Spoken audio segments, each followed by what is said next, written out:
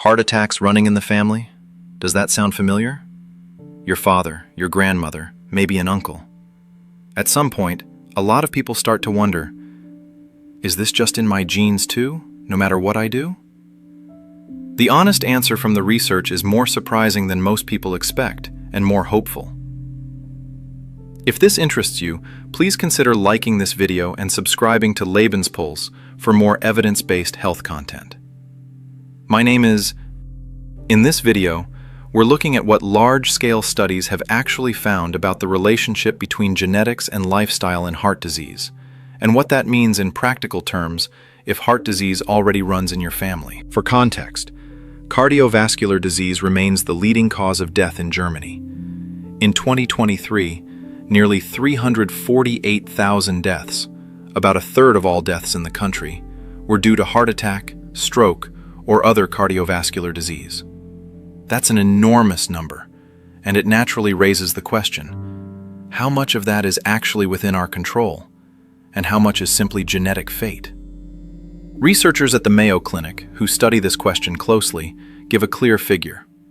Genetics accounts for at most about 20 to 30% of an individual's heart disease risk, which means in turn that the majority, at least 70%, comes down to factors you can actually influence.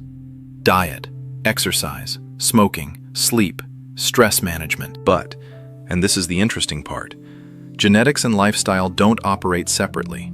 They interact, and that's exactly what one of the most important studies on this topic, published in the New England Journal of Medicine, demonstrated. In the next part, I'll walk you through that study's actual numbers, and they might surprise you even if your own family has a clear history of heart disease. This video is for general informational purposes only and does not replace individual medical advice. If heart disease runs in your family, talk to your doctor about your personal risk and appropriate screening. The study published in the New England Journal of Medicine examined over 55,000 people and calculated a genetic risk score for coronary heart disease for each person, based on known risk genes. At the same time, it measured how healthy each person's lifestyle was: smoking status, body weight, physical activity, and diet. The central finding? People with high genetic risk did have a substantially higher relative risk of a heart attack. The study found roughly 90% higher risk compared to people with low genetic risk.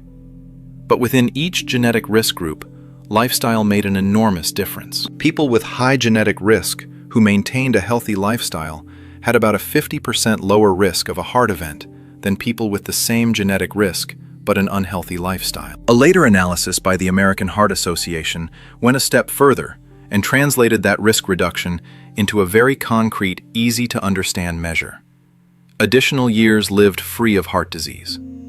For people with high genetic risk, a healthy lifestyle compared to an unhealthy one meant over 20 additional years lived without heart disease. What does this actually mean? Put simply, genetics sets the starting point, but not the final outcome. Here's a useful way to picture it from cardiology practice. Imagine two siblings who inherited the same genetic predisposition for high cholesterol. One eats a balanced diet, exercises regularly, and attends checkups. The other lives mostly on fast food and smokes. Both carry the same genetic risk, but their actual likelihood of having a heart attack differs significantly. One important caveat: this doesn't apply equally to every type of heart disease. There are rare, strongly hereditary conditions like familial hypercholesterolemia, where a single gene massively raises cholesterol from birth. In these cases, lifestyle alone is often not enough. Medication is typically needed as well. That's exactly why family history still matters. It tells your doctor where to look closely, but it isn't a verdict you simply have to accept. In the final part, we'll look at which specific lifestyle factors made the biggest difference in these studies, and what that means for your everyday life. Which specific lifestyle factors actually made the difference in these studies? Across studies, 4 or 5 factors were consistently measured: not smoking, regular physical activity, a healthy body weight, a balanced, largely plant-based diet, and moderate or no alcohol consumption. Meeting at least 3 or 4 of these factors was already enough to count as a favorable lifestyle in the research, So this isn't about perfection, but an overall healthy direction.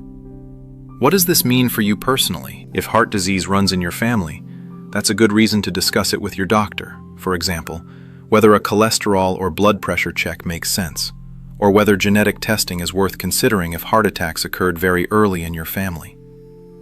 But family history is a reason for more attention, not a reason to feel powerless. To sum up, both factors matter. Genetics can clearly raise risk. The data is clear on that. But lifestyle, in most cases, determines whether that elevated risk actually turns into disease, and the difference can mean decades of healthy life. Nobody is simply at the mercy of their genes. If this video was helpful, please consider liking it, sharing it with someone in your family this might be relevant to, and subscribing to Lebensstil for more heart health content. If heart disease runs in your family too, let us know in the comments which city you're watching from. We always love hearing from the Lebensstil community.